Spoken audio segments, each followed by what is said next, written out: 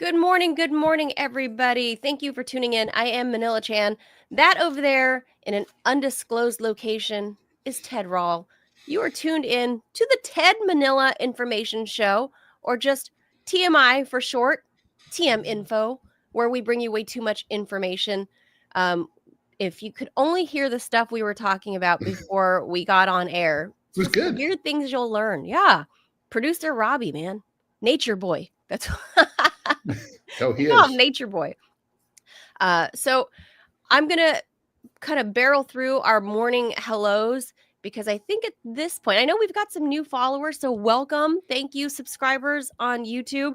But again, if you're brand new, we do curse on this show, so keep the volume down if you don't want to get in trouble at work. We are live Monday through Friday, 10 a.m. Eastern. Please be sure to like and follow the show so you can be notified when we hit the stream. And good morning, as always, to the people in the chat rooms in both YouTube and our regular coffee crew over in Rumble. Shout out to the Rumblers. Hello on X too. Don't forget the Xers. Oh yeah, X. I forgot we got that working now. The Xers. I just think of Generation X. That's right. It's still Twitter. It's still Twitter. Is Elon Musk Generation X? He is, right? He's he's like 55. So that's peak X for sure. X. Peak X for sure. So yeah. So okay. With that, let's hit the jaws and jump into the headlines. I've got a sick kid that I got to tend to that's crapping everywhere. So if you're wondering if you found any crap this morning, it might be Manila's kid. He's got a stomach bug and he's home from kindergarten today because it's not good. It's probably not good to go send him to school and just have him barf and smearing all over. It's just not good. All you parents, you guys know I'm kind of the least experienced within our team, Ted, because you guys have older kids. That's true. So yeah. I'm the least experienced. All right. That's why in any discussion about child rearing, you should just admit that we're right and do what we say. Is that how that works? You got to appeal to your friends that have older kids because they've been through it. Yeah, assuming that their kid is like, not in prison or dead or, Or like, don't appeal to Joe Biden. Right, he didn't do a great job. Yeah, like, No, that Hunter. Yeah, that Hunter. That Hunter. Damn kid. Kid. Ted, he's still learning. He's only 54. We're all still learning, but yeah. All right, with that, let's get into the show.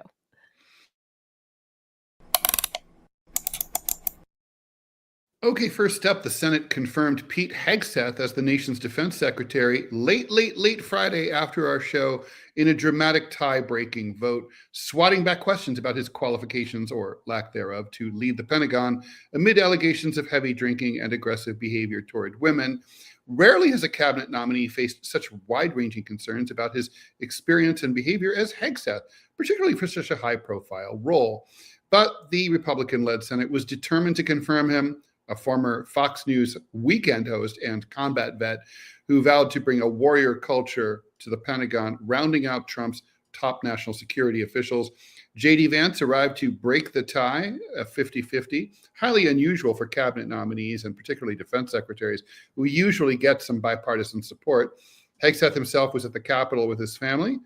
Trump said he didn't care about the dissent from Senator Mitch McConnell, the influential former Republican leader who joined two other Republicans, Senator Lisa Murkowski of Alaska and Senator Susan Collins of Maine, in voting no, because the important thing is winning, he said.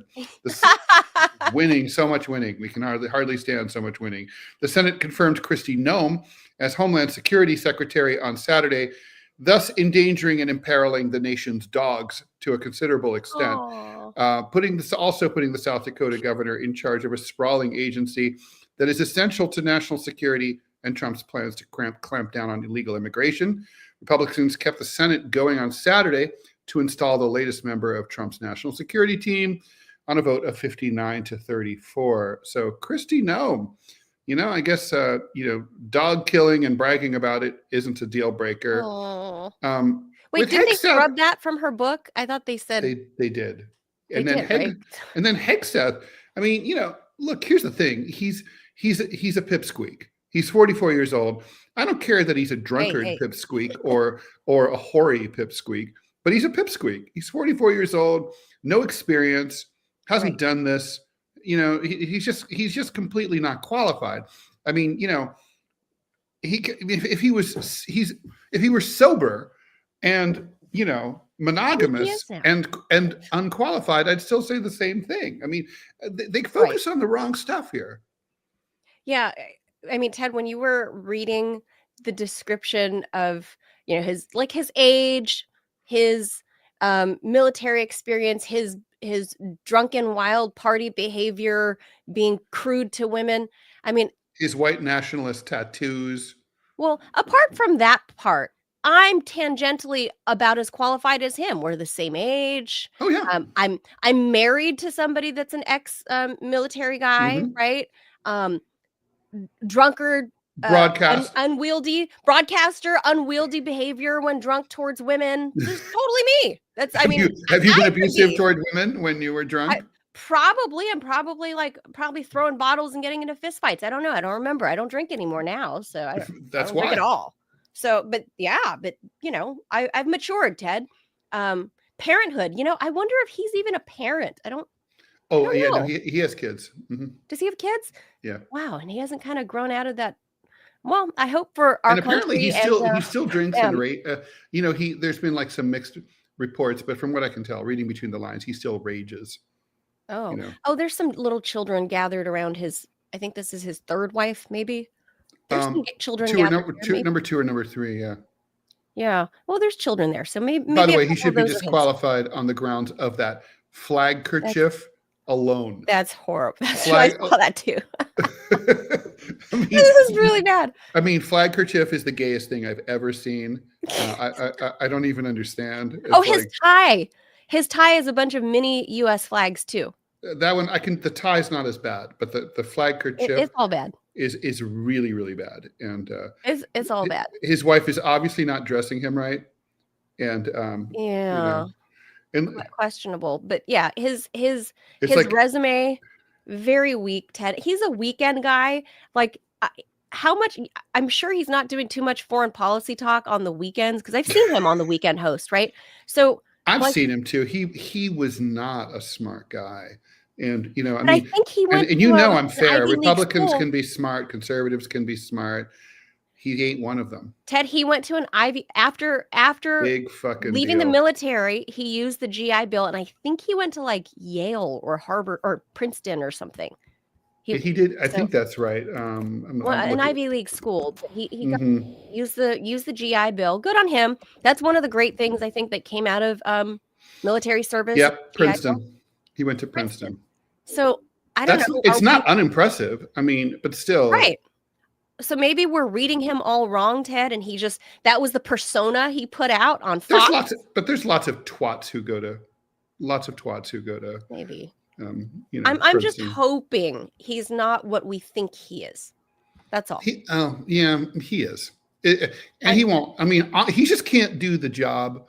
So I don't know how that's going to play out, whether he'll just end up quitting in 6 months or whether he'll, all the deputy undersecretaries of, whatever will end up running the show, and there won't effectively really be. Look, there hasn't been a president for the last 4 years, so maybe there doesn't need to be a defense secretary. That's true.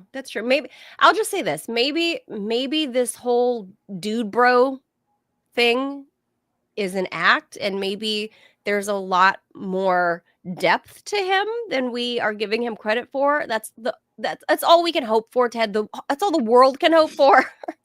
Well, otherwise, we're just going to go, raging war on any place that, has LGBT he's not going to make that rights decision and stuff. So that's Trump's decision. He's gonna advise Trump and be like, look, Iceland has a huge rainbow flag painted down the center of Reykjavik. We need to bomb them and take Iceland. I don't know. Based on that handkerchief, I have a feeling that rainbow flag might be a place where Pete's would be more comfortable, if you know what I'm saying. No, don't say that about the gays, Ted. The gays dress well. Better than this. Okay, I would know. moving along. Good point, From though. from LA. Very, very, very. I mean, I can't. That's unimpeachable. I can't comment on that. Secretary of State Marco Rubio clashed with Chinese Foreign Minister Wang Yi in their first phone call on Friday over the independence of Taiwan. That, according to a State Department spokesperson.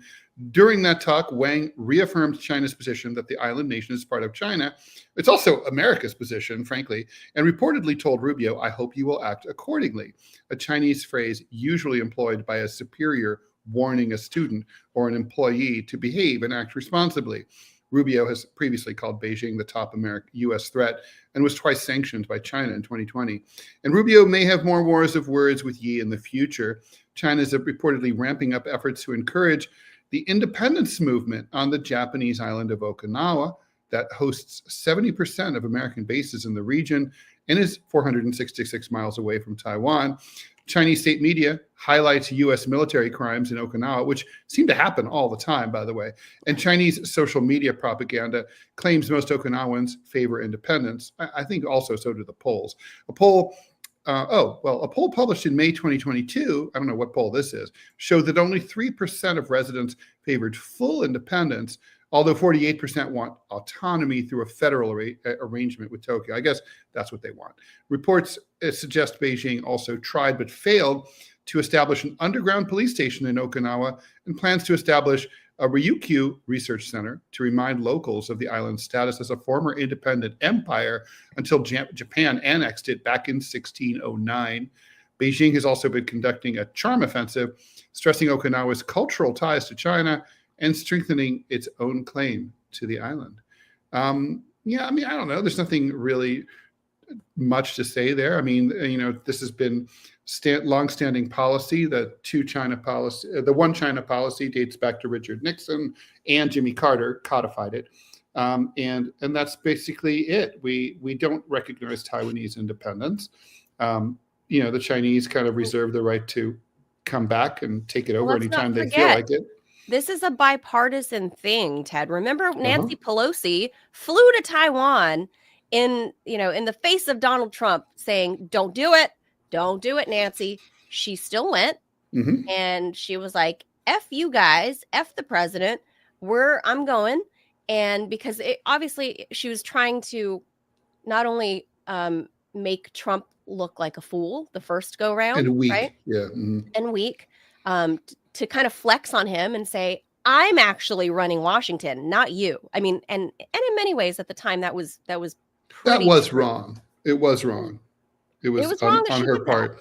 Yeah, you don't step on the president's toes. But when it comes to foreign policy, it's showing the bipartisan agreement that they don't believe the one China, like that established supposed policy of the past 45, 50 years. It's just not true, because Trump is doing this now with little Marco, trying to be a blowhard with Wang Yi. And Wang Yi, obviously, he was like trying to retire. Do you remember this, Ted? Like 2 years ago, he tried to be like, "I'm done. I've been doing this for like 50 years. I'm tired." They put somebody else in for like a few months in his spot, and that dude kind of fumbled everything. And they, dragged him, Mr. Yi, back into office when he was like, "I'm so tired of this."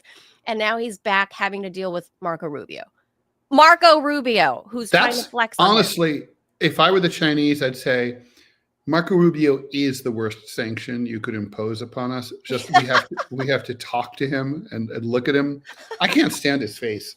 It's like he's a weasel. He's a human weasel. I can stand his face a lot better than I could like Sullivan or Jake Sullivan. Or what's his name, Matt Miller at the State Department. Those faces, they were like nails on a chalkboard for me. Rubio, I can stand his face, but he does have a weaselly quality about him, and I don't think that's good when you're a Secretary of State. Like, same thing with Tony Blinken. Same thing, right? They kind of have this weaselly thing about him. There's no gravitas. Or rat. I don't know if it's rat or weasel. It might be more rat. I can picture them both wearing like whiskers. with the teeth. They just don't have the gravitas, I feel like, when they enter a room, the way, say, for example, Sergei Lavrov, right? Well, Sergei Lavrov is absolutely terrifying. He's also like, his head is approximately the size of a medicine ball. It's terrifying. He's a big dude though. So, oh, but well, like, yeah. But I mean, But I mean, or like, I mean, honestly, a John Kerry. I mean, as Secretary of State, he walks in the room. You're like, all right, here comes the Secretary of State. You know, right? There's real gravitas to people like that entering a room, and Hillary Clinton, she did that job, but people know who Hillary Clinton is, and I heard she has this. There is a thing about her, is my understanding, is that when she walks in. I don't know if the gravitas is the right word. The way, it's not the same as what Sergei Lavrov has. Is it the smell of the dried blood on her claws? I think so. I don't know. I mean, I've talked to many people with direct knowledge of having been around her when she enters a room, and there's just like this Cruella thing about her when she walks in. So it's not so much the gravitas of where you respect, say, Sergei Lavrov. It's kind of, you smell like the sulfur and the evil emanating from her, and you're kind of like, oh, Hillary Clinton has entered the room. I don't think little Marco has that, which is why Wang Yi, I've seen her speak, and I've been addressed him that 20 way. feet away from her, but I haven't interacted with her ever. Yeah. She just, so I don't know if gravitas is. She wasn't that impressive when I saw her, I gotta say. Really? Yeah, and it's not because she's a woman. I don't want people to say, like, oh, Manila's poo-pooing on her own sex or her own gender. It's not anything to do with her sex. She has this cruel thing about her. And a lot of military guys have told me this when she was the Secretary of State, when she traveled abroad on these, military campaigns to push for more war, and they had to protect her. They said that she was absolutely just a rude and crude bitch to them, that she talked to Green Berets as if they were her personal, like, bellboys. And these are, like, trained, like, the top tier of our U.S. military soldiers, elite soldiers. And she said to them like they're bellhops.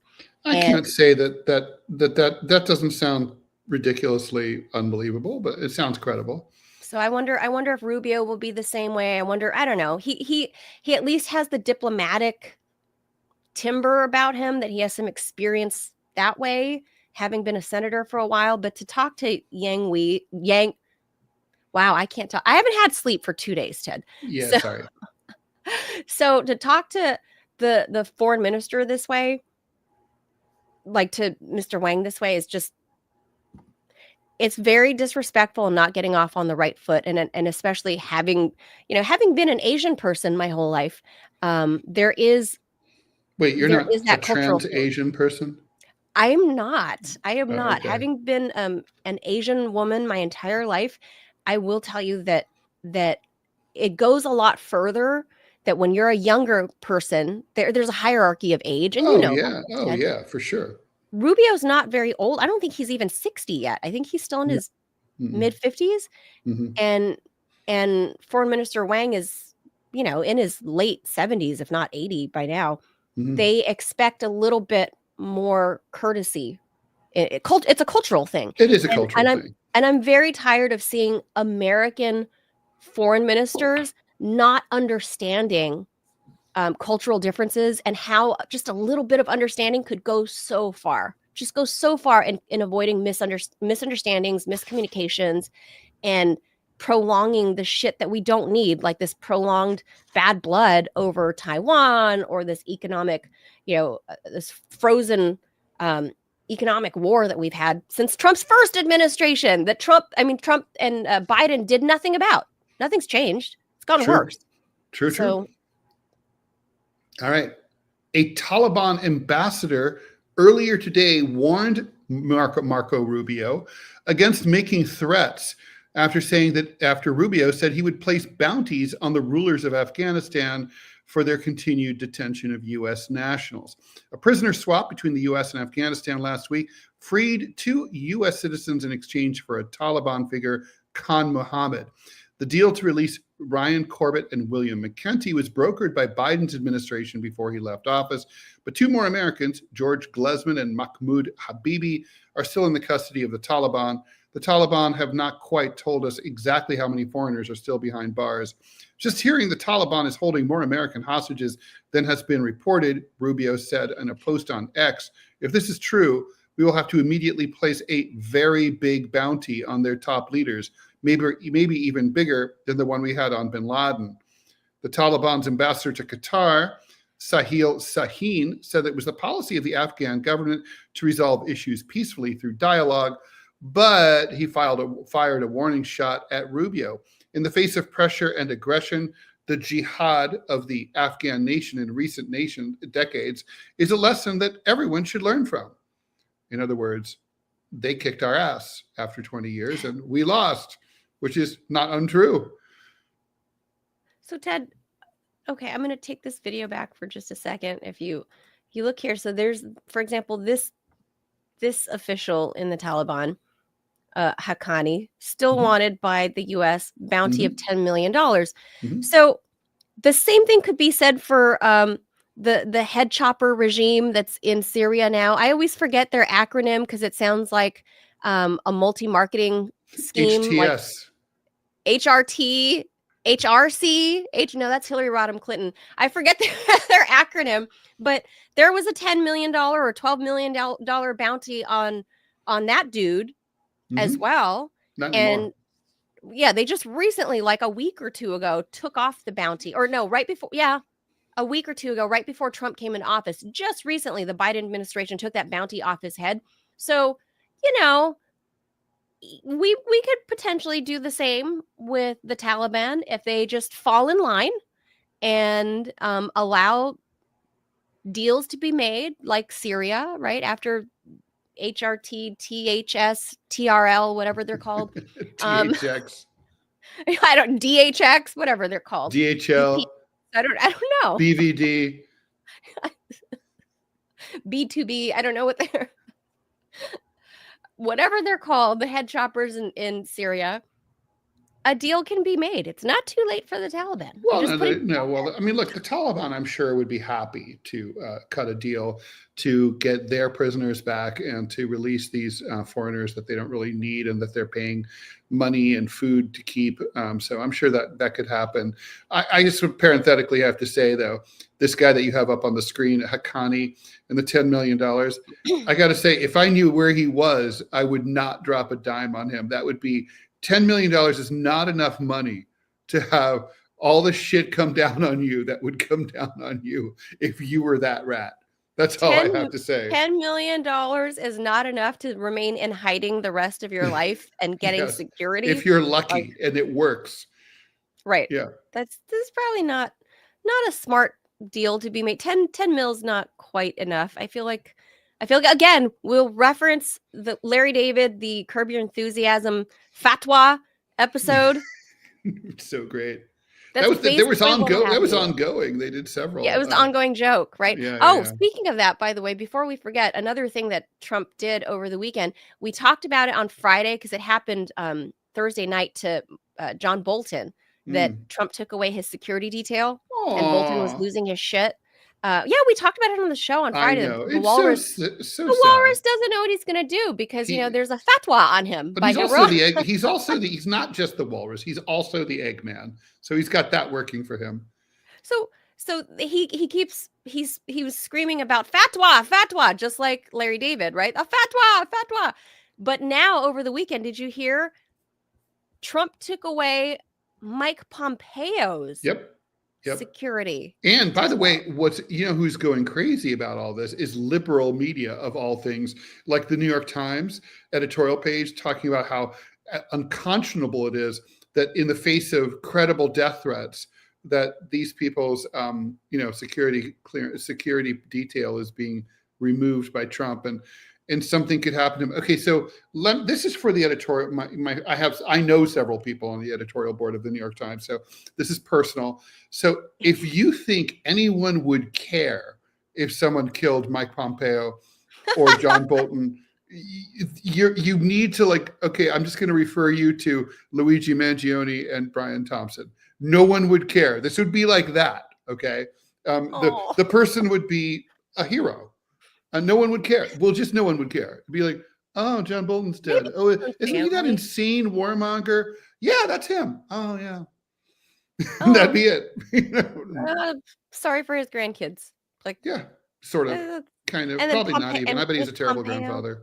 Oh, I don't know. I don't know. You could. I feel like I just hope that for their own family's sake that they're not the people that we think they are, but they probably are exactly what we think they are.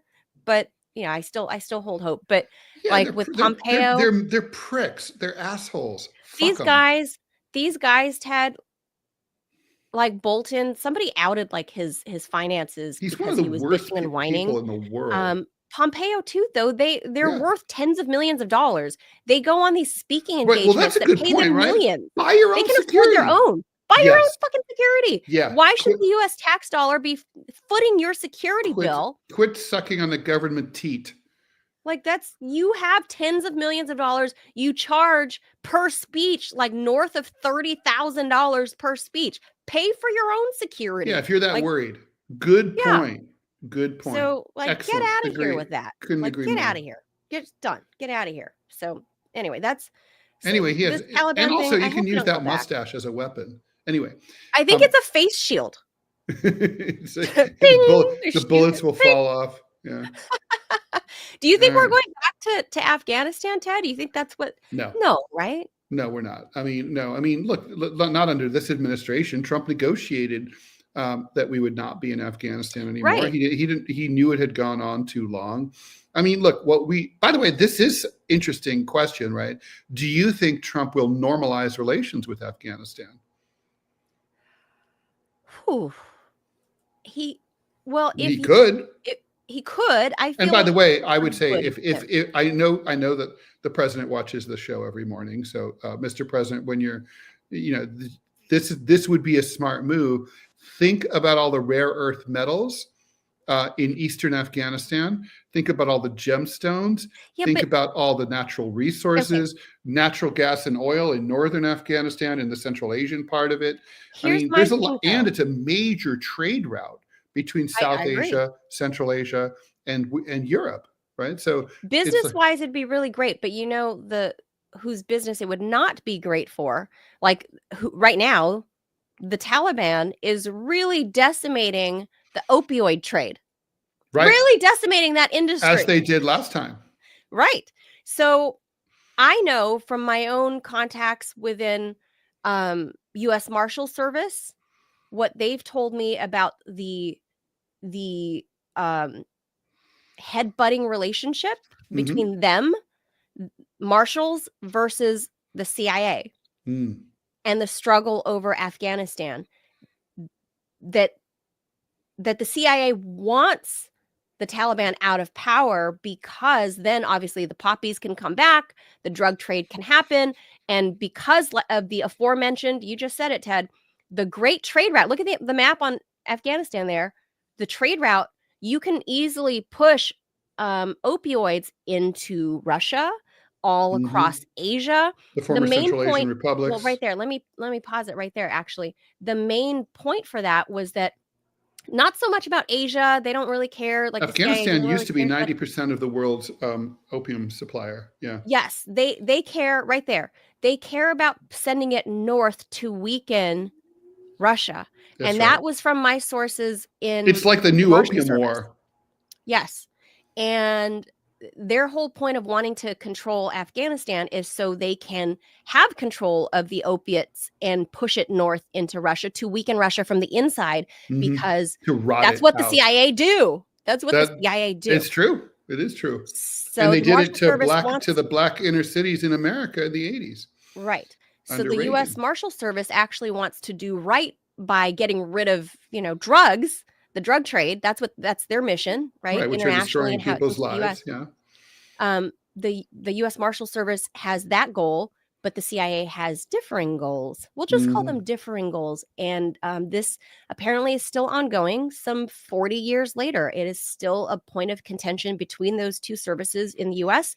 and they butt heads even still, Ted. So as much as you point out, and accurately so, that it was Trump that negotiated the end of the Afghan war and our occupation of the territory, I don't know that he is going to be powerful enough against the deep state to circumvent starting off another point of conflict for the U.S. and drag Trump in.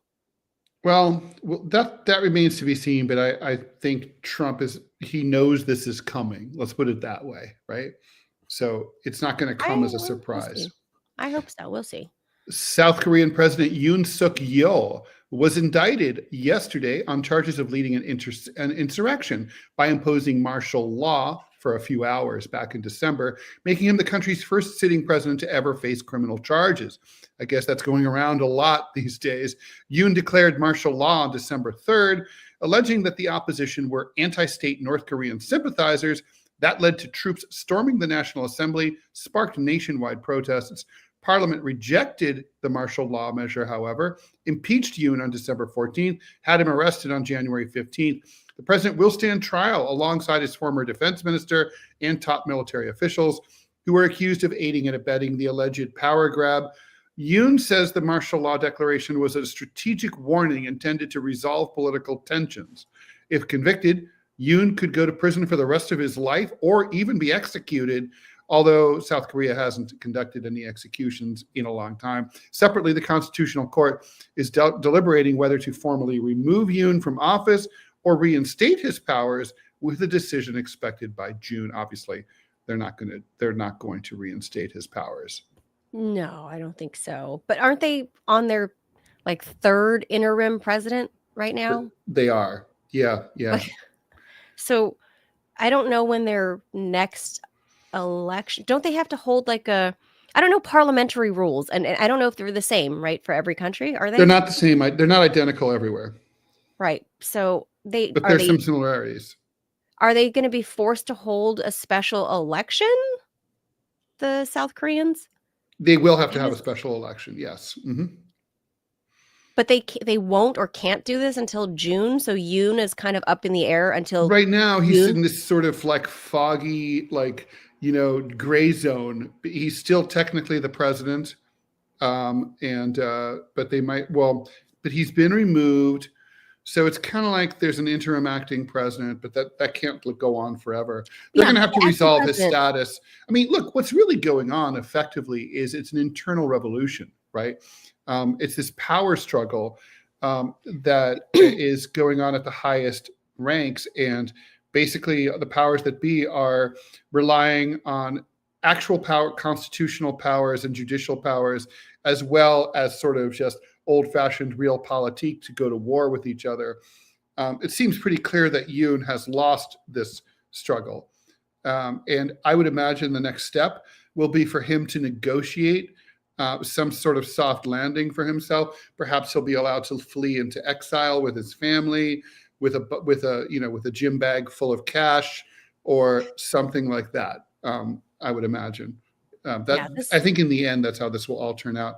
I don't think they're going to, put him. I just can't believe it. The problem for South Korea, as we've seen, Ted, is that the previous or the last two temporary presidents that they've had, the fill-ins, are refusing to make any hard decisions because they're like, I'm just the fill-in. I'm like when the jet crashed right into the brick wall that was at the end of the runway. They were like, the investigators were like, hey, international investigators were like, hey, you need to allow all of our countries who had nationals on that jet to come in and do XYZ and be part of the investigations. And those temporary interim presidents were like, I can't authorize. I don't know, because I'm not really the president. Meanwhile, the president is indicted and was in and out of jail the last couple of weeks. So that's kind of a problem that they're rudderless too, like we had with Joe Biden, just kind of rudderless. So somebody has to be making decisions. I don't know who that is in a South Korean parliamentary framework. So and again, I'm going to pull the whole Asian card. I get why the temporary presidents or the fill-in presidents are saying, I can't make that decision, because it's this whole like respect and hierarchy thing within East Asian cultures. Sure. And even though this dude is indicted, he's still the de facto party leader, and they don't, and they're elder, so they don't want to step on his toes. So that's puts them in a tough spot. I don't know. Hey guys, don't worry. The U.S. went 4 years without a president.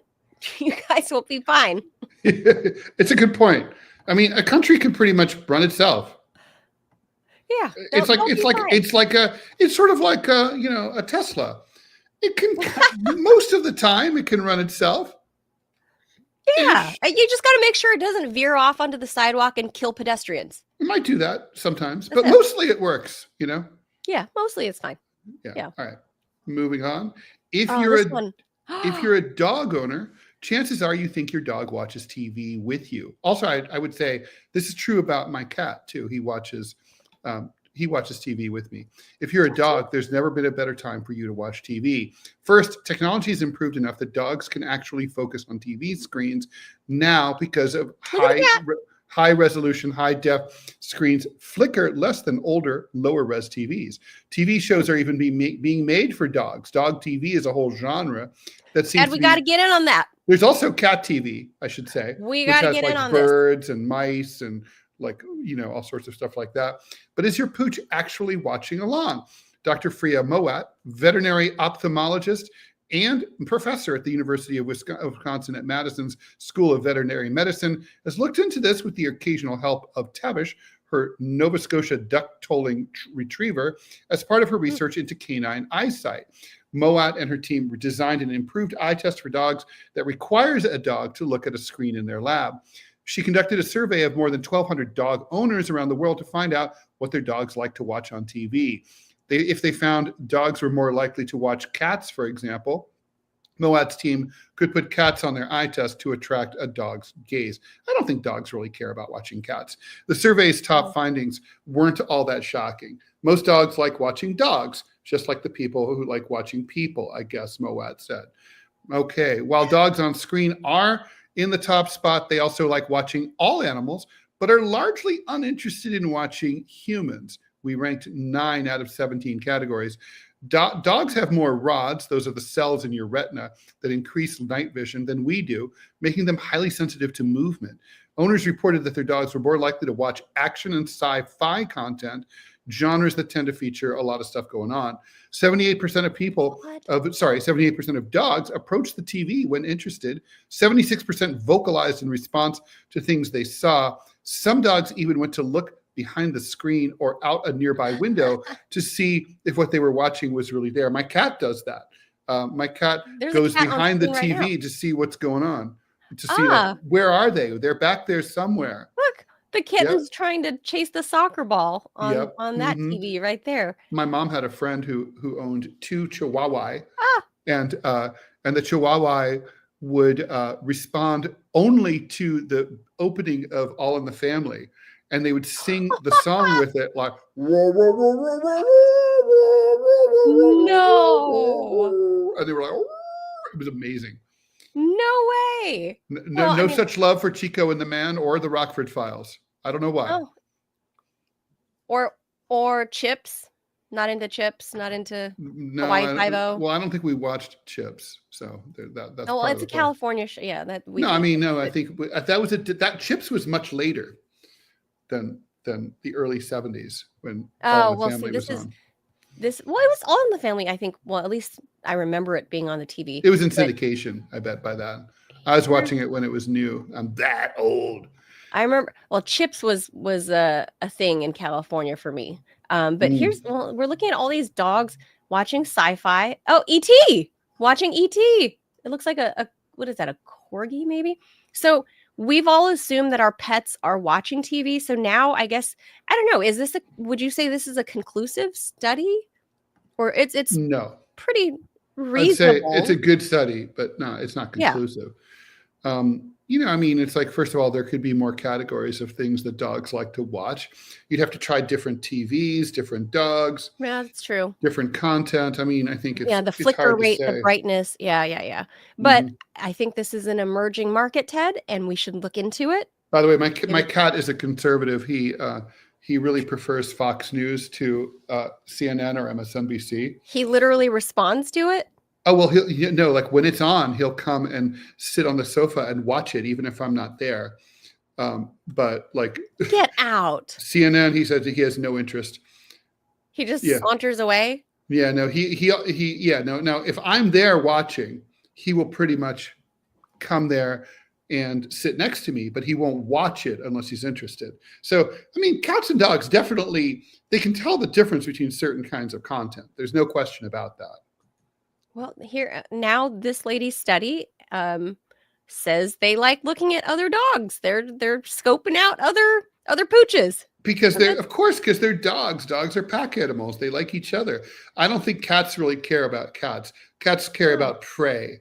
There's like birds, mice. Oh, see that dog's Mice really don't make it. They don't really get a lot of time on TV. So yeah. Well, I think that's a really cute, happy story, and that's why I thought it was interesting because it's science, and so many people have pets, and pets. The pet industry is like something crazy to have like a $10 billion industry or something here in the U.S. Like, it's massive, insane.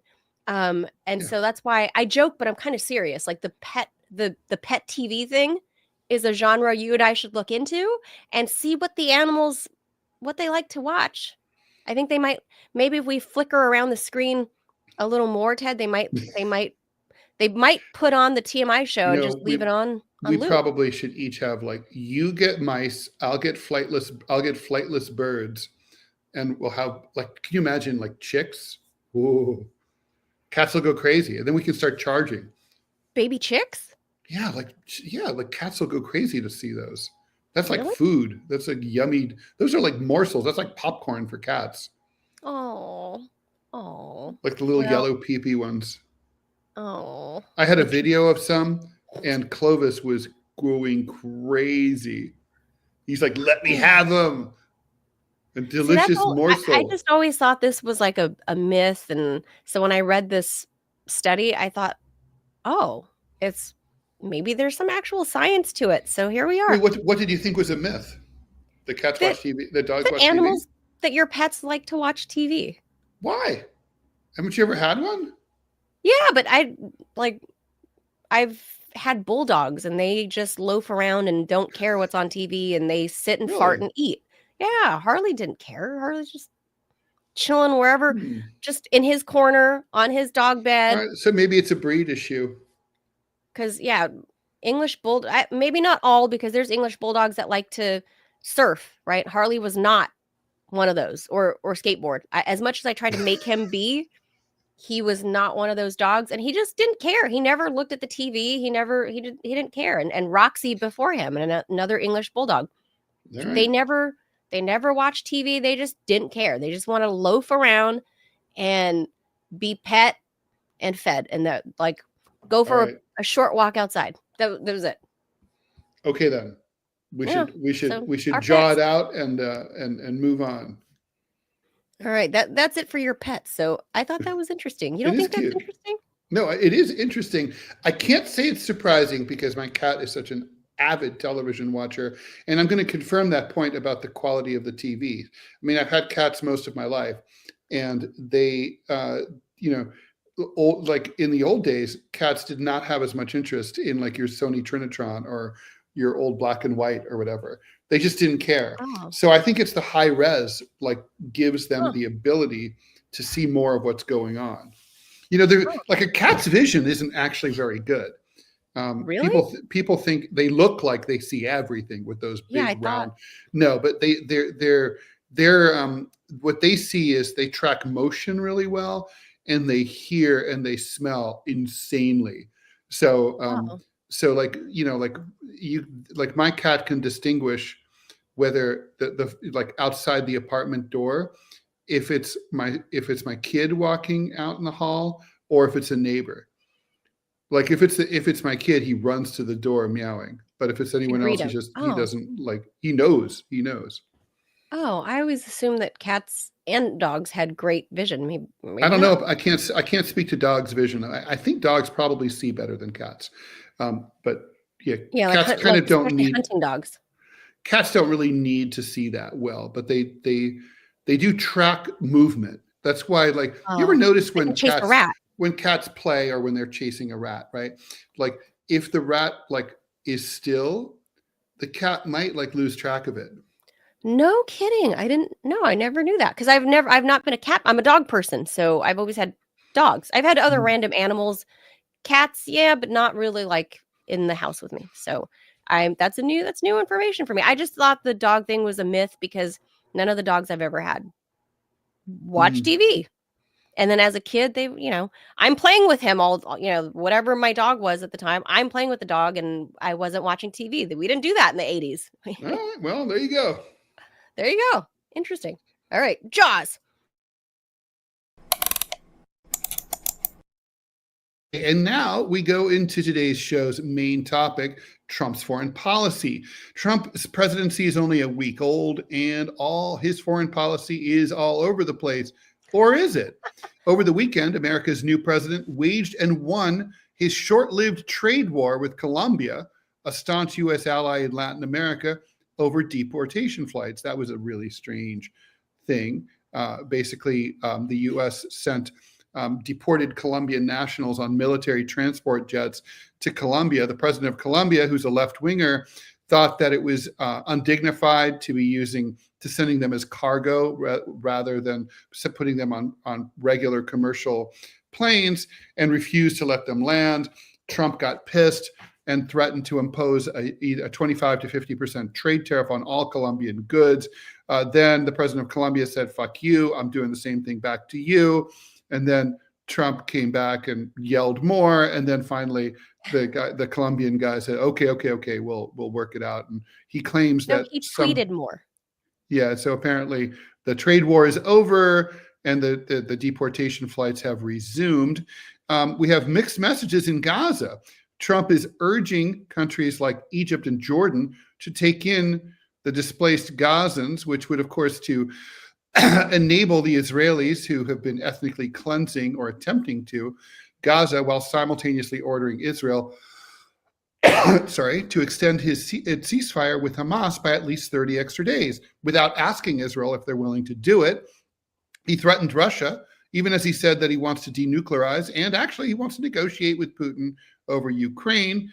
And who knows what he's on about when it comes to China, which has now reversed its previous refusal to accept its own undocumented migrants back from the US after the scrap with Colombia, which, by the way, I didn't know that there were any undocumented Chinese nationals in the United States, but I guess there were.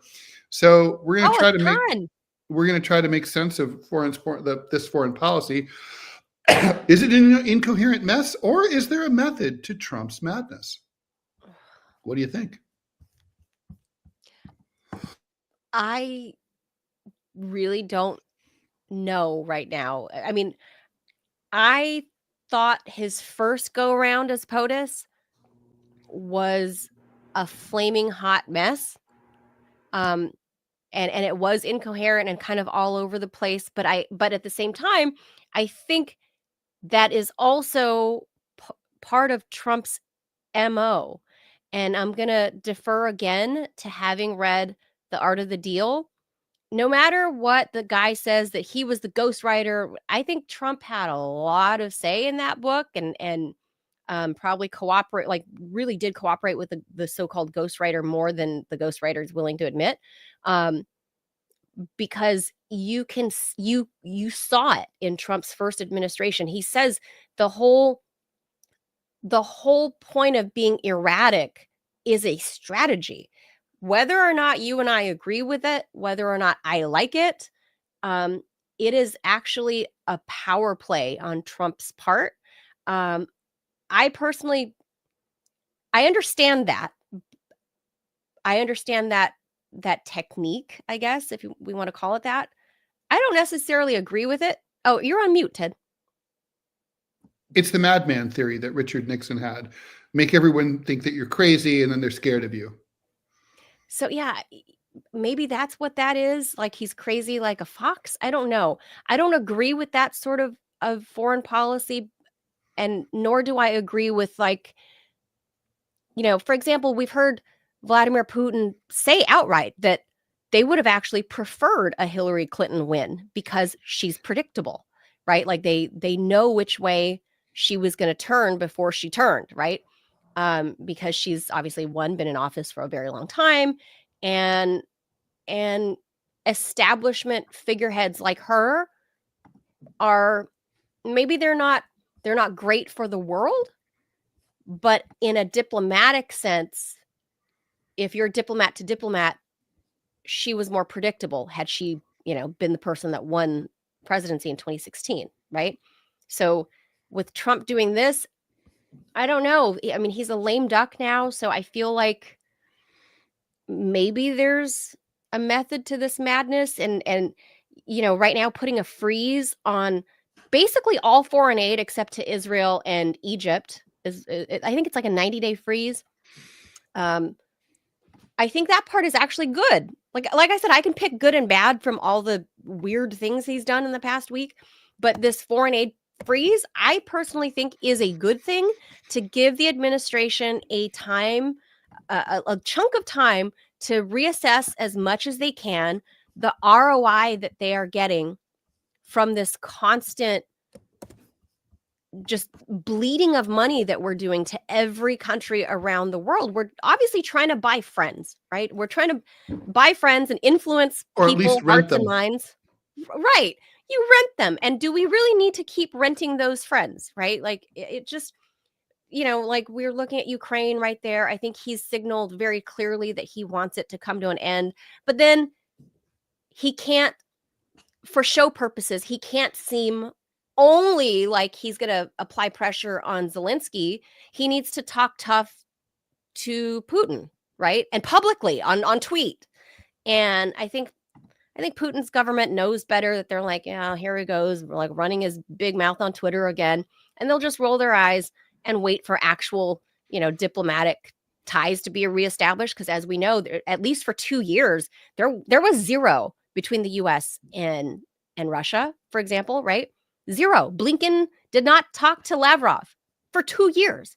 Neither was there communication between Biden and Putin, right? So I think once the pause on all foreign aid gets assessed, Trump and his people are going to be able to figure out what's our ROI and is it worth it? And I think Ukraine is not worth it.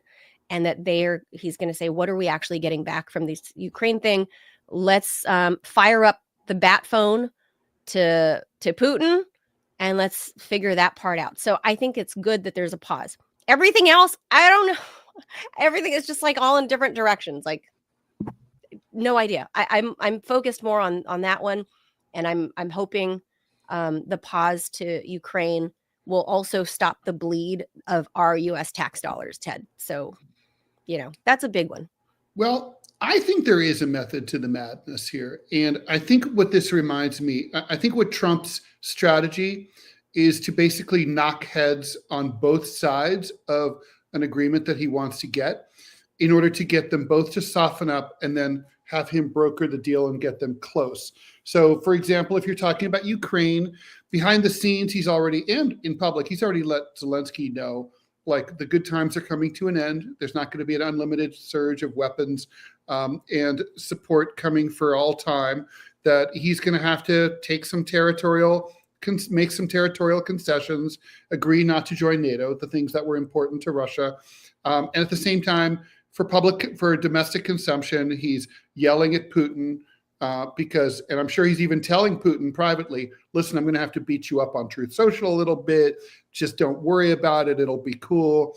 And I think that's what this is all about. It reminds me a lot of, the way real estate brokers will make a buyer and a seller come together. They'll tell the buyer, that like this is the cheapest thing they're ever going to get in the world. They're so lucky to get it. They'll tell the seller that what they're selling is a worthless piece of shit, and they're lucky to have a buyer.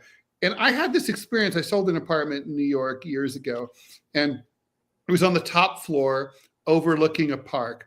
And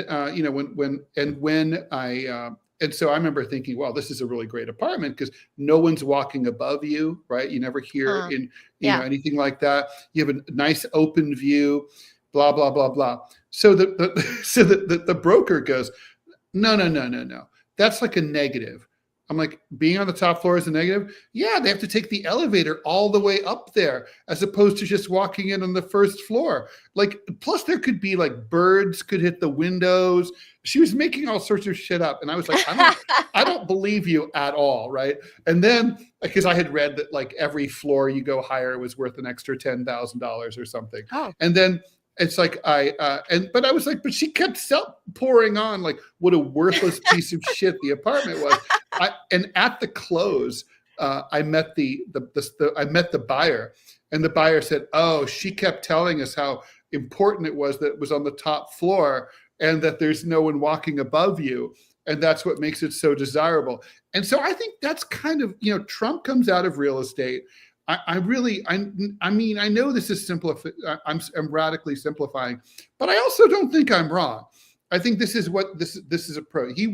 He would love a deal on the Middle East that gets him considered for a Nobel Peace Prize. He would love to solve the Ukraine conflict. He wants to be known as a peacemaker, like the guy who basically ended the wars, had everyone brought world peace, like had lots of buildings come out of the rubble, a good percentage of them with his name on them, and just that's what this is all. That's what he's about. I think this foreign policy. I mean, even with Israel, he has pressured Israel more than Biden did, right? The conventional wisdom was, if you thought Biden sucked on Israel, just you wait for Trump. But, Biden would never have done what Trump just did a few days ago, just notified Netanyahu, so that ceasefire you've agreed to, it's going to be extended by 30 days. Don't bother to reply. We're not having a conversation here. That's just what's happening. That's really that's just what we're doing. That's it. That's what's for dinner. You're eating it. You're gonna and with a smile if you'd like. Without a smile, either way, you're eating it. So, like, I mean, I think you would just not. We haven't seen a president talk to Israel like ever like that. So not for a long time. That's true. So I think that's a pretty good assessment. I think that's what's going on here. I think he wants the deal, and I think he's just trying to soften up both sides to get it done. And with the Colombia thing, that's about like, he viewed that as an opportunity. Like, this like lefty is going to get sassy with me and like give me a hard time. All right, so I'll just beat him up a little bit so that anybody else who tries fucking with me, that's the name of today's Used segment, him as right? an example. Is that what that was? Like fuck with me and find out, right? And fuck around and find out. It's like, so he set that example. China paid attention to it. 3 hours, Ted. It was like, not even kidding, with Colombia. It was like a 3-hour Twitter spat, and Colombia backed off, like just instantly. And when I first heard about this, I had taken note going, does this even matter? Like, how much trade could there possibly be between the U.S. and Colombia? More than you'd think. And I looked into it. That was my first note to self, right? And then I looked and I went, holy shit. The U.S. has $65 billion worth of trade between us and Colombia. $65 billion? That was shocking to me. So no wonder President Petro backed off within 90 minutes. So like that's a lot of money for Colombia. I thought, what's the worst that's going to happen? They're gonna pull Shakira back home and say you can't have her anymore. Like, she's coming home. Like, that's their greatest export. No, so. It turns out there's a lot of money involved. Yeah, no, there is a lot of money. Look, the thing is, this president is determined to establish his reputation as like a hard ass and a badass very, very quickly. And you know, this is kind of, again, another analogy, personal story. So I was bullied relentlessly in junior high school by this one kid. And in fact, I wrote a book about it that called My War with Brian. It's a graphic novel. And like, so between the summer between junior high and high school, I like went from being the shortest kid in my class to the tallest kid in my class. So the first day of school, you know, we'll call him Bob because his name was Bob. He walks up to me at the lockers and punches me in the stomach like it's old times. And I'm like, no. It's not old times. This is like, you know, in this analogy, this is like the first day of, this is this week in Trump's second term. This is this, you know, this, I'm not like in the first term where the deep state beat me up and all that. Like, no, it's all different. So, you know, I basically held his head between the locker door and the side of the locker, and I closed the door on his head over and over and over again as hard as I could.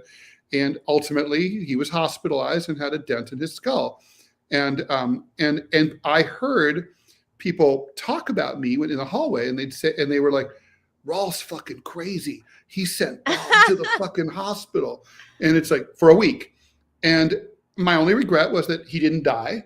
I wish he had. He'd beaten me up, thrown me down the stairs. He broke my nose. Oh, so he was like a serious bully, not. Oh yeah, and it was relentless like for 3 bullying. years, every day for 3 years. Okay, back 70s style bullying, back when they really did bullying the right way, real bullying, and not like tweeting or putting on Instagram that like Jennifer has a, you know, fat ass, black eyes, bloody lips, blood, you know, the whole nine real yards, bullying. Right? Yeah. So I'm like, boxed my ear. So the point is, like, you know, I mean, I was living in terror of this guy. So it all came out, you know. So I think so. And I remember when I heard that, I was thinking, that's good. They think I'm crazy. They'll leave me alone. Guess how many times I was ever bullied in high school? 0. So that's exactly what Trump is trying for here. This is posturing. You know, this is like, it's about creating this reputation, like, don't fuck with me or I'm coming after you. But if you deal with me, we can get something done. I can see, I think I agree with your assessment. That's pretty good, because if we look back to his first administration, I think that was pure chaos and pandemonium. Because I think he was inexperienced, and he had crazy war hawks in his ear like Bolton and Pompeo, right? And this time he's filled the ranks with Trump loyalists. And even if they're not loyalists, like such as JD Vance, in the first go around, he wasn't into Donald Trump, right? But he's since come around. Marco Rubio, same thing, not into the first President Trump, but he's come around. So I feel like now that he's filled the ranks with a bunch of yes men, I think there is going to be a difference this time. I just haven't, until you pointed this out right now, I couldn't connect the dots. But when you look at how he is a narcissist, right? Like, I think we all know that. And he does want this legacy thing to be like the first ever, biggest peace president ever. And being the lame duck, because as the saying goes, when you get to your lame duck stage as a politician, all you care about at that point is your legacy, right? That's right. Or you should. Or theoretically you should. And then you care about your fucking presidential library, right? Like, who's going to donate to your library and who's going to build it and where is it going to be? So I think having you kind of walk through your thought process, I think that makes a lot of sense. And while it seems chaotic right now, it's one weekend, I think you're right that he's trying to establish the fuck around and find out persona, the bull in the china shop persona, that he will gore you, is what he's saying. He's gonna gore anybody. It's what he wants you to think. Yeah. Right. But I don't think he's actually going to do that. I think he's just thrashing around the Tiffany's, in New York City right now, thrashing around. But then as soon as, let's say, Putin walks in the room or President Xi walks in the room, the bull will be calm. I think.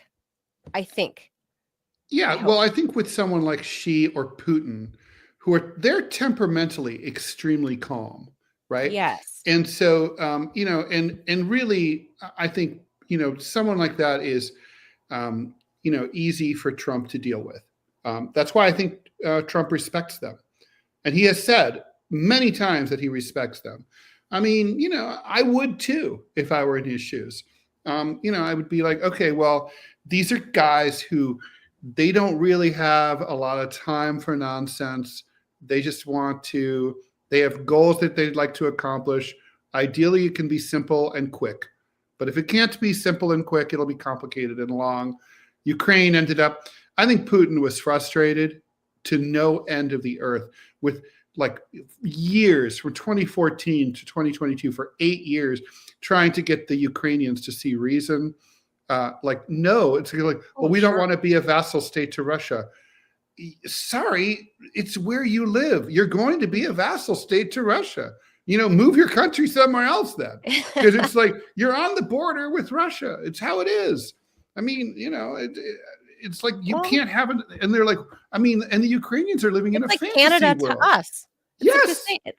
You're subservient to us. Yes. Sorry, Justin. You're gonna be subservient to us. Sorry. Look, and I think, and that's the thing, right? Like I always say this, if the president of Russia was a completely different person under a completely different economic system, a different political system, coming from, Putin's a conservative. Let's say he was a far lefty.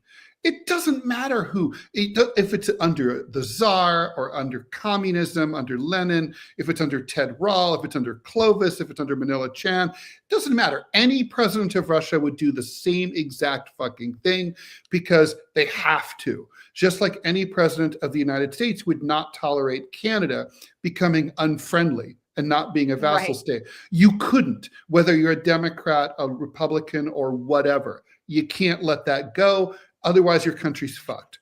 So, I mean, that's why it really frustrated me that so many Americans just couldn't see that, put themselves in like in like Putin's shoes. This isn't about the shoe on the other foot thing. You could hate Putin and say he's a horrible authoritarian, which may or may not be true. It has nothing to do with this conversation because anyone would do the same thing. Right. It's the whole America has lost its ability to see the other person's perspective, having the shoe on the other foot.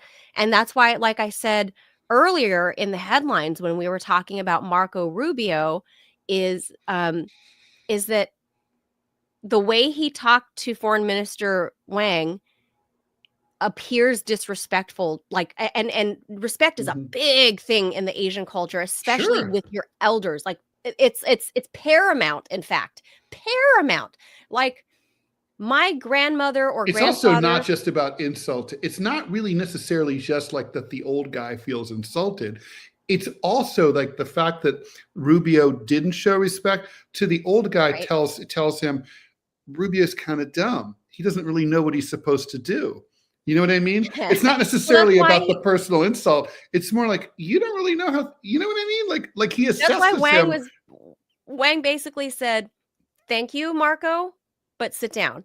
And because in Asian culture, knowing a little bit about the shoe being on the other foot, or even trying to understand the other people's culture, whether it be Russia or China or Japan or Mexico, having a little bit of cultural understanding, not saying you have to like it or agree with their culture, just understanding their culture and how they do what they do, why they do.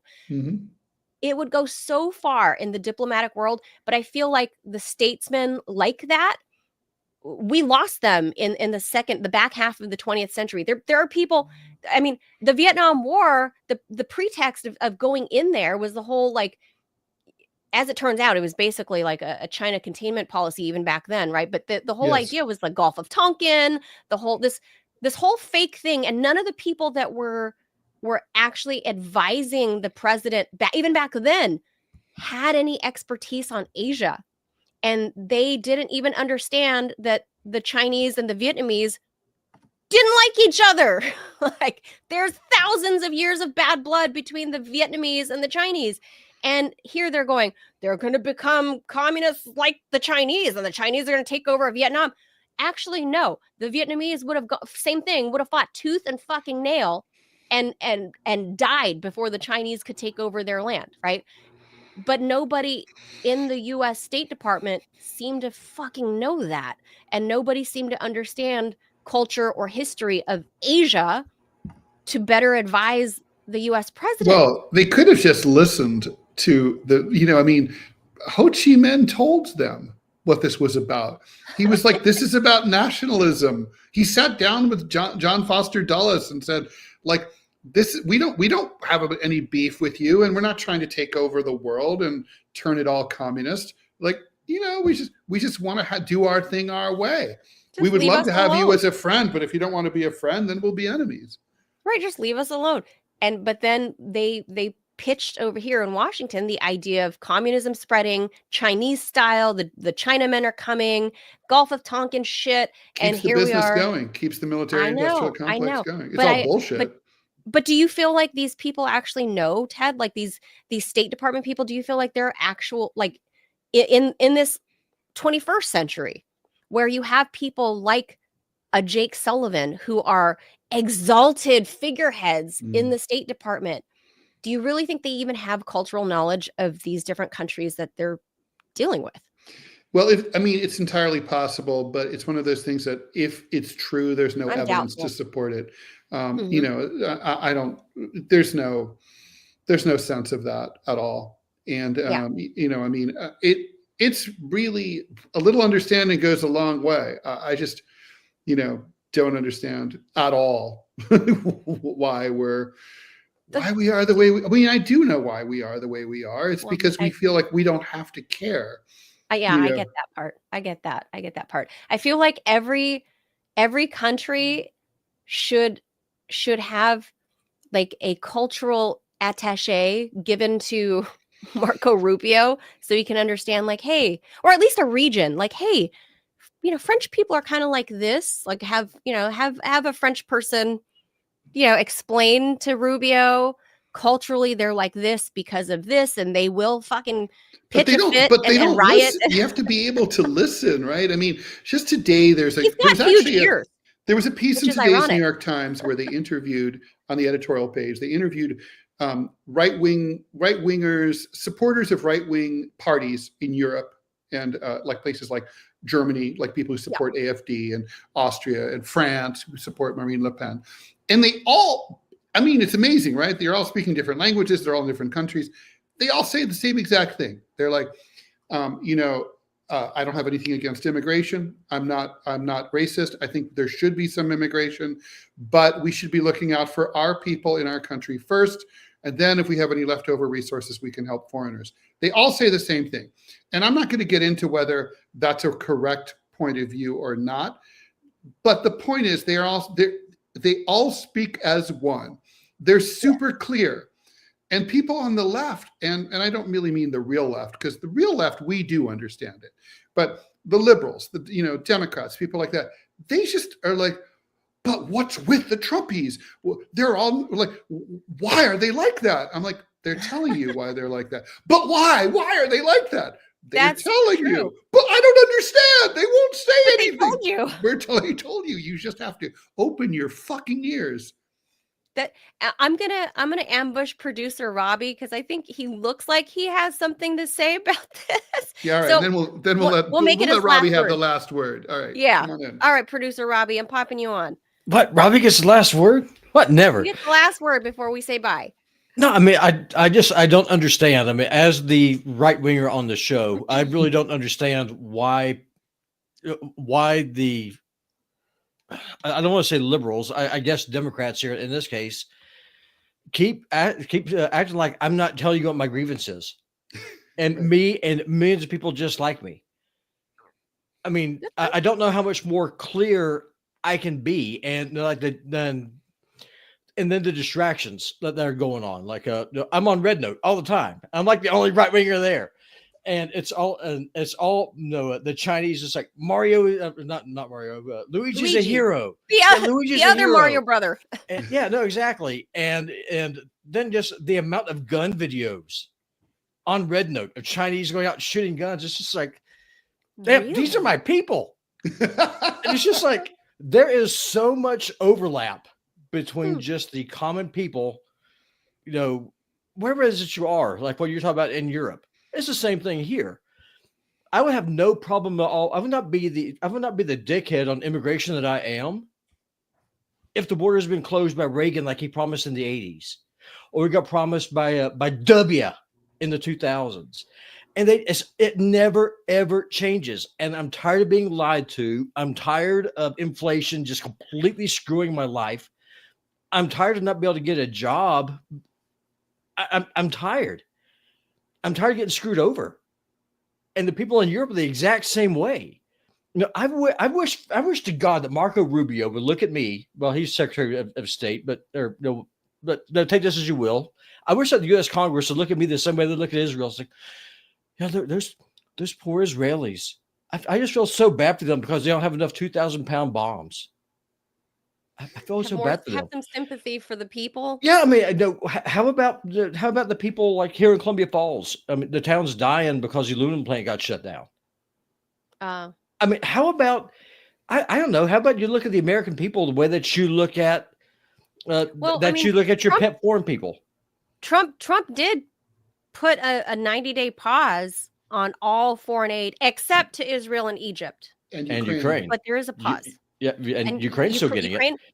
But keep in mind, I think he can't stop whatever Biden had already passed, but henceforth for the next 90 days, I think they're doing like a budgetary review on all of the other the ongoing aid. But whatever Biden had already passed, he signed into law. Congress already passed it, so he has no choice on that. But I don't understand foreign aid at all. As long as America has a single homeless person, I do not understand foreign aid. I don't know. And this is Rubio's, this is Rubio's territory. Well, and when I say this to my left-leaning friends, they're like, Ted. And I'm like, okay, that's not an answer to what I just said. No. Really. I mean, I'm okay with stopping all foreign aid. Let's just stop it 90 days, kick it down the road a little more, make it 180 days. Yeah, make it permanent. I mean, honestly, let's fix our problems here. There's no American citizen should be sleeping outside or poor or evicted as long as we're sending money overseas. I mean, I would rather give money to the biggest wastrel Hunter Biden American who needs let's say rehab in his case. So if Hunter was on the street, to give it to fucking Israel to drop on. So on if Hunter was or on for the that street matter, I don't want to give it to let's say people who are poor overseas as long as we have poor people here. I don't get it. I mean, even though I feel bad that there are poor people overseas, but they're not my business. That's their problem. That's not. I don't live there. But see, here's the thing, Ted. I mean, this is the overlap between MAGA and the real left, because I disagree with nothing that you just said. Absolutely nothing. There's consensus there. Oh, 100%. And but it's kind of like how we were talking over the weekend. Like I'm a Ron Paul worshiper, though. So that, I mean, he's been harping on this for 35 years. See, here's the thing. Like, I don't call myself a conservative. I'm a right winger. And like we were kind of talking about over the weekend, it's just like, no, my position is burn everything to hell, everything. Just have a complete reboot. There's nothing about the current system that I want to conserve. I want to go back to a federal system, if that's even possible in a global environment.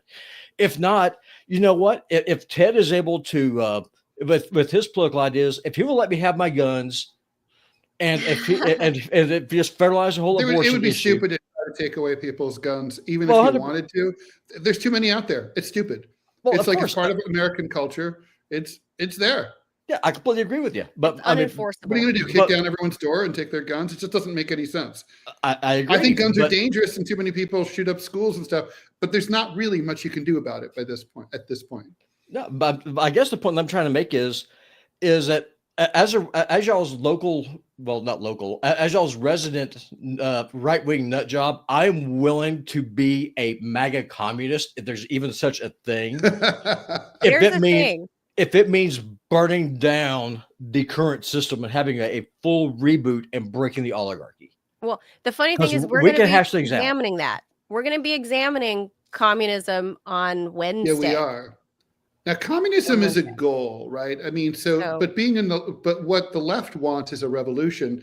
And you know that when a revolution happens, there's no telling what happens, right? Like what comes next. But it is the problem. You can end up like the French Revolution and you end up with Napoleon and 100 years of bullshit. But you know, the thing is, so a revolution is a desperate act, but you have the chance at a redo. And with a revolution, then all the people get together and they argue and they fight and about what comes next. So that's what a revolution is. I mean, you know, we would get to figure that out. I mean, I don't think anyone would write our Constitution. Our Constitution would not look exactly the way it does now if it was being written today, right? I don't think it'd be an electoral college, for example. There's lots of stuff that wouldn't be in there. Well, the Constitution that we have now, in my opinion, and what I'm about to say is going to piss off like every right-winger out there, needs to be replaced. It was designed for a different time, a much smaller nation with a much smaller population, with a very small voting bloc. I mean, it was such a small country that, like, President Jefferson devoted several hours of his time every night to write back a letter to every single person who wrote to him. Yeah. What? Well, it was only landed white guys who could vote, right? And there weren't that many of them. Yeah. And I guess that's the point that I'm trying to make is what we have right now. Like I was talking to a Chinese guy yesterday on Red Note. He's just like, do you think that America is a republic? I said, no, it's an oligarchy, just like you are. And the reason why you have to have the Tom Cottons in the world who want to demonize Red Note, they want to do all this censorship, and it's because they want me to hate you. Oh, by the way. Oh, yeah. And so on that note. Oh, go ahead. Before I forget, Robbie, we all know that the point that you're making about Tom Cotton, we know, but did you guys see that this weekend, another thing trying to fly under the radar, they're trying to establish, not only are they trying to say TikTok needs to go away because it's a national security threat. Now your wireless router, your TP-Link, because apparently TP-Link owns more than 50% of the router market, allegedly. And now people like Tom Cotton are saying we need to get those damn Chinese wireless routers out of your house because they're spying on you like Chinese spy balloons. Blow me, Tom Cotton. See, I would gladly give my data to the Chinese Communist Party. You know why? As opposed to Tom Cotton, you want to know why? They already have it. No, it's because the Chinese cannot hurt me, Ted. Right, I'm not worried about the Chinese. I have never been hurt. I have never been hurt by the Russians. Right. I have never been hurt by the Chinese. Yep. I've been hurt plenty by my so-called elected officials in Washington, D.C. And so that's the thing. Sorely disappointed. I mean, I'm not. That's the thing, right? Like if you have contempt for your own government and fear of your own government, which I do, why on earth?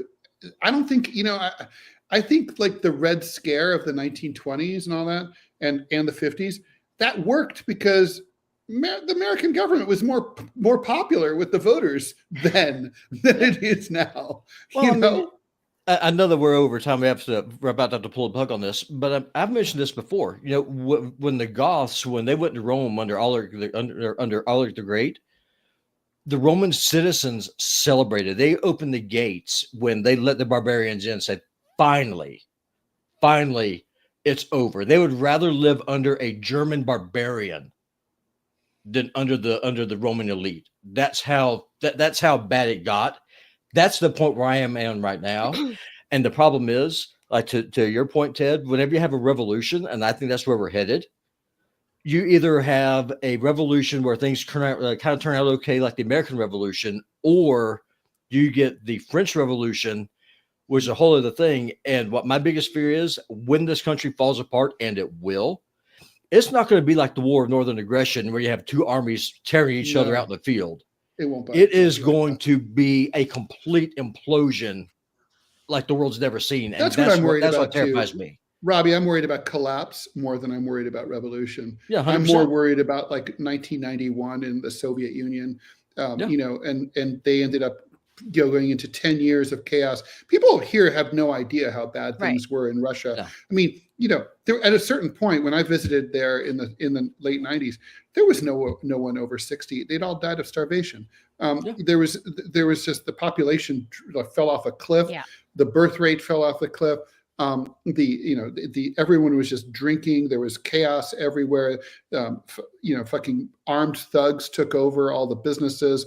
No one who was an entrepreneur could get anything done without being, at risk of being killed.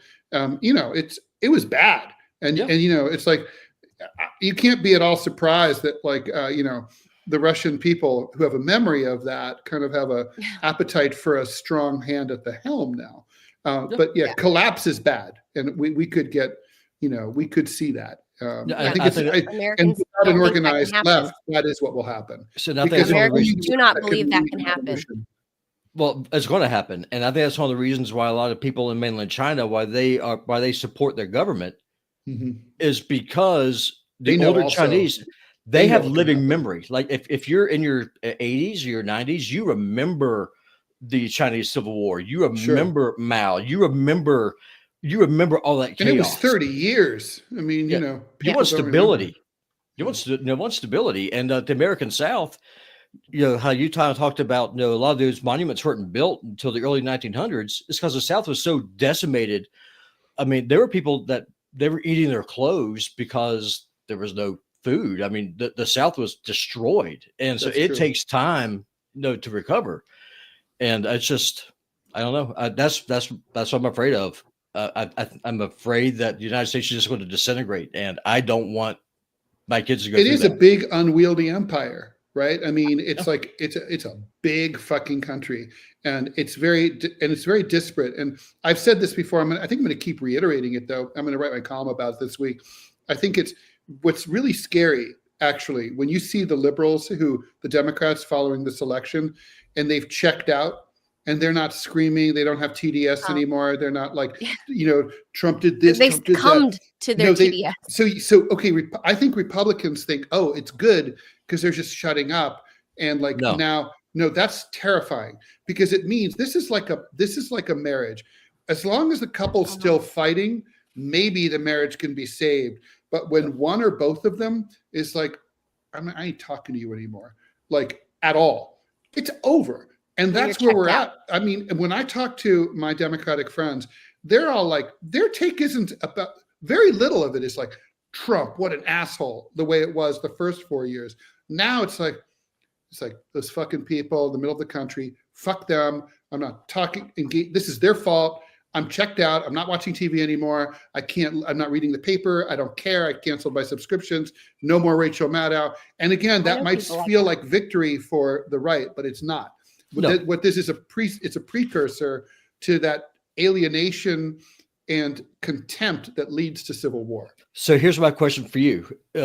So with your Democratic friends, is there any way that someone like me could even begin to talk to them and explain where this rage is from my side of the aisle comes from? Why we're willing to go out and support this orange man as a last gasp? It's like, well, look, Robbie, I feel like you're getting better luck talking to people in mainland China that don't speak English on Red Note. Well, that's my concern, right? I mean, how can someone from my side of the aisle? How can I make them see that I'm not a Nazi? One-on-one, if we took you one-on-one over drinks and we knocked back a bunch of beers and Coca-Cola. Coca-Cola's in your case. I'll coach you of the beer. You could do this. The problem is the country's too big. It's like sort of everyone said that Hillary Clinton was great one-on-one, but there's 330 million people here, so that wasn't going to work. it's like that. Yeah, I mean, it's just like, so what I fear is that a lot of Democrats are no longer, if they ever were, I'm not sure they ever were, but they just don't want to hear it. They can't and won't hear it. Yes. You know, I try to explain it to them. I try to serve as an interlocutor. I try to explain things, but it's just like, here, let me translate from English into English. But it just doesn't, I don't know. It's just like, they've also been propagandized, right? I mean, yes. in this, you know, they always think about like Fox News. That's propaganda too. But Sure. they, you know, but there's, you know, so is the New York Times. So like, you know, they're not seeing it though. I mean, it's a really complicated, but it's a big fucking problem because we all have to live in this country together. And, you know, we're all in the same house, and it feels like maybe you don't have to, you can do, you know, Michael Douglas, War of the Roses, you know, you can put black tape in the middle of the house and just not handle, but that doesn't work. We're going to need to find like a social anthropologist. I don't even know if that's a thing. Oh yeah, 100%. But some kind of anthropologist that has studied American culture to talk about this great divide and why. And there's always been an urban, what rural, happened with the cultural coastal. No, I agree. There always has been, but it's worse now. As the parties have flipped, and the Democrats are now this globalist, big business, whatever. I'm telling you, deindustrialization is at the core of this. So, like, I grew up in Dayton, Ohio. If it had been 100 years ago, I would still be living in Dayton, Ohio. I would have gotten a job at some awesome industry, probably National Cash Register. And I would be maybe in the executive training program, or I may be on the factory floor making cash registers, right? But the point is the economy was booming there. I'd be in a big city with a lot of culture, with a lot of theaters, there'd be no reason to leave. I would have just stayed there. But like everybody with half a brain had to like pack up and leave because there's no fucking work anymore, right? There's no population and there's nothing there. So the population all heads to the coasts, right? Especially the educated population. Right. So it used to, that's why Ohio is now a red state. It used to be a swing state. It's like, but we all lived together when there were these swing states in the middle of the country, like Ohio. Like that was a time when, you know, deindustrialization basically meant that like, there's no way for, you know, red and blue America are not living in the same places anymore. Yeah. And they don't know each other. Ted, that's the problem. Okay. Ted, final thought, Robbie, we got to go. Ted, you know how I got to Montana, right? Did I ever tell you that story? Yeah. I mean, there was no work. I could not make a living picking cotton because the wages were so deflated because of migrants. So here I am. I came here to go work at a call center because I had a brand new baby and I couldn't afford diapers. That's my problem with the H-1B visas. That's like, it sucks. It's like, you know, like if you're in high school and you love math, why would you think about becoming a computer programmer when you know you probably won't be able to get a job because it'll go. Don't open the can of worms. Overseas. We got to go. All right. Bye. We gotta go tomorrow. Robbie's supposed to get the last word. No, Wednesday we're gonna talk about the whole communism thing, and I think it's worth mentioning the H-1B stuff when it on that show because a lot of people are, you know, I've heard people pose the whole idea of like, well, like if you look at communist countries, they don't have all of this immigration and blah blah blah and whatever. But we'll save that for Wednesday. Producer Robbie, thank you. Dropping you out. Bonsoir. Okay, so this is the TMI show, Ted Manila Information Show for short. Thank you guys for tuning in. Please make sure you hit that subscribe button wherever you are, the follow and the likes. It'll help this algorithm on whatever platform you're watching. If it's, you know, YouTube or it's Rumble, it helps the algorithm to recognize us, and it'll like organically help promote us. So if you are not in the financial position to do any donations or whatever, help us out that way just by hitting the like and the follow button. So that way you start getting us out there. And please share our stuff if you can. We would greatly appreciate it. Cut a clip, put something up there. Would love to see that. Thank you so much. I'm Manila Chan. That's Ted Rawl. We'll be back tomorrow. Hasta mañana, everybody. Thank you for being here. I got a sick kid to tend to. Oh my God. Ted's going to wander off to the woods. Wash your hands. I know. I sound like a horrible mom, like saying this, but given my health issues, like the back half of 2024, I'm all the way up to the elbows. All the way up to the elbows. Oh, really? I'm Yeah, trying to like, kinda like a keep away surgeon. from That's how him, they do it. and I'm gonna, like, put on a COVID mask. I still have a whole stack of those, so, like, the what's it Wear them called? while you've got them. The H-1B visa ones? The Those N90, the that's it. N95, the That's the one. H1N1. Yeah. I All got right. I got those, so I'm gonna put those on because I can't risk it. I can't risk it. All right, thanks, All guys. right. We'll see you tomorrow. Bye. Bye.